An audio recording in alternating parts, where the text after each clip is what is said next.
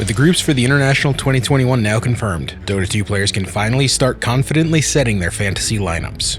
While the best approach to the Dota 2 fantasy game is no secret, fans need to know the schedule before they can start locking in rosters. With that in mind, it's worth breaking down who to pick in the opening days of TI10 and the best method for choosing players after that.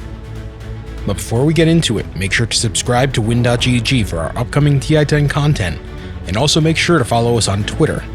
We'll be showing off our daily TI10 fantasy lineups on Twitter, so you can have an idea of who to pick during the playoffs. Now let's get started. As we discussed in our TI10 fantasy video, there are two important tips to follow when it comes to fantasy Dota 2. First, make sure to guarantee you're getting in the most possible games each day for your lineup. During the group stage, that means picking players from these teams. On day 1, you'll want to roll with Evil Geniuses, Virtus Pro, OG, Invictus Gaming, Alliance, and Team Undying. Based on the matchups that day, we're looking at Evil Geniuses, OG, and Virtus Pro as the safest bets. On day 2, choose from Team Secret, Quincy Crew, Elephant, Vici Gaming, Fnatic, and SG Esports.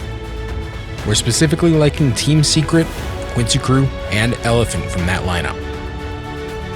On day 3, pick players from Evil Geniuses, T1, Alliance, Thunder Predator, Team Aster, and Team Undying. From that lot, Evil Geniuses, T1, and Team Aster are your best bets.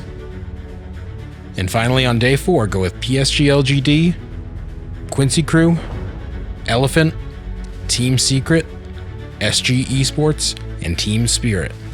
Secret, psg.lgd, and Team Spirit are looking like the best options on that day. Secondly, make sure to always choose carries in the core role and position 5 players in the support role. These positions inherently get more points, so make sure to put in a Matumba Man over a Zai and a Fly over a Crit. Unfortunately, we can't give you more specific picks than that for the time being. A favorite like Evil Geniuses or psg.lgd might stumble out of the gate, or an underdog like Thunder Predator might come out swinging like they did in the Singapore Major. On top of that, the quality of your cards is more important during the group stage than anywhere else.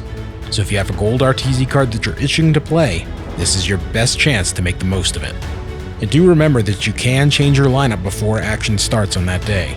If you feel like one team is starting to get hot, or if a different one isn't living up to expectations, you can adjust your lineup accordingly.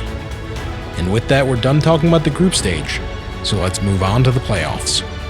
When the playoffs begin on October 12th, it's important to take upper bracket teams, as many of the competitors that day will actually be in best of ones. The days that follow are mostly about picking the teams you're expecting to win, but that changes after October 16th. On October 16th, one team will play 2 best of 3s in the lower bracket. Then on Grand Finals Day, the lower bracket finals winner will play a best of 3 and then a best of 5. If you can accurately predict those matchups, you'll effectively be getting double points for those days. And if you can do that and make the most of the group stage, you're almost guaranteed to place inside the top 10% for maximum points in your compendium. And that's how to approach your fantasy TI10 lineups. If this video helped you, give us a like. And once again, make sure to subscribe to us on YouTube and follow us on Twitter. We'll be bringing you more TI10 content throughout the event, and we'll be delivering you our recommended players for each day of action on Twitter.